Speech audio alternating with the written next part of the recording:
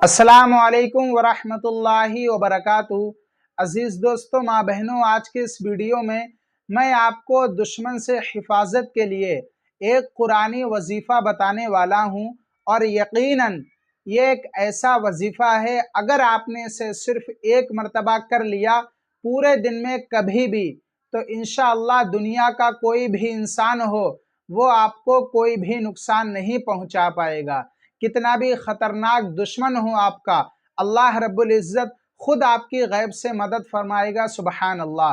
और जिस बंदे की अल्लाह रब्बुल इज़्ज़त मदद करे, उसकी हिफाजत फरमाए, तो दुनिया का कोई इंसान है ऐसा जो उसे नुकसान पहुंचा सके। तो प्यारे दोस्तों, आप मेरे कहने से सिर्फ एक मरतबा करके देखें, इंशाअल्लाह आपको ज़रूर फ़ायदा होगा।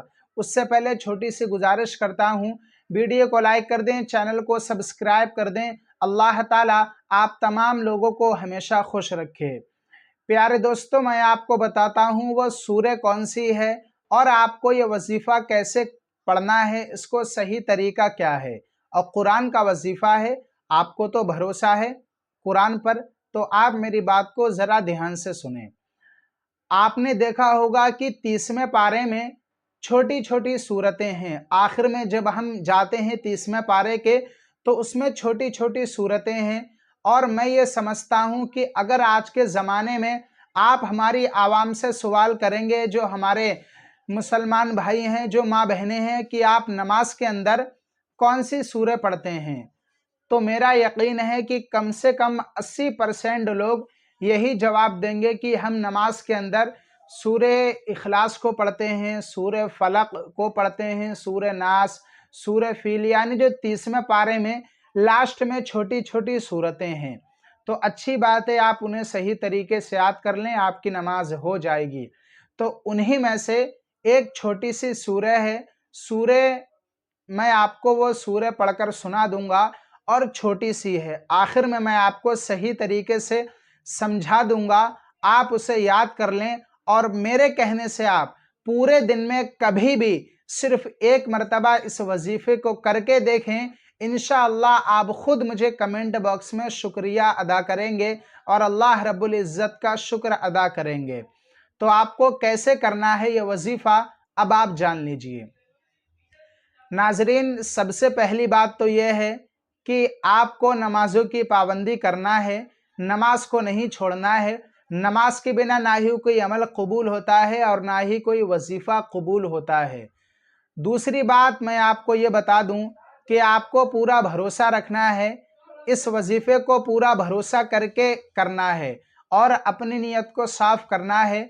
इन्नमल आमालु बिन्नियात, अमल का दारो मदार नीयतों पर है। जैसी आपकी नीयत होगी वैसा आपको सिला मिलेगा।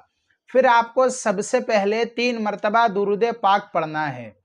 आपके जो भी दुरूद पाक याद हो आप उसे पढ़ सकते हैं। जो नमाज के अंदर पढ़ी जाती है आप उसे भी पढ़ सकते हैं। और अगर आपके कोई भी दुरूद पाक याद नहीं है, तो आप सल्लल्लाहु ताला अलैहि वसल्लम इसे पढ़ लिया करें। 3 मरतबा आपको पढ़ना है।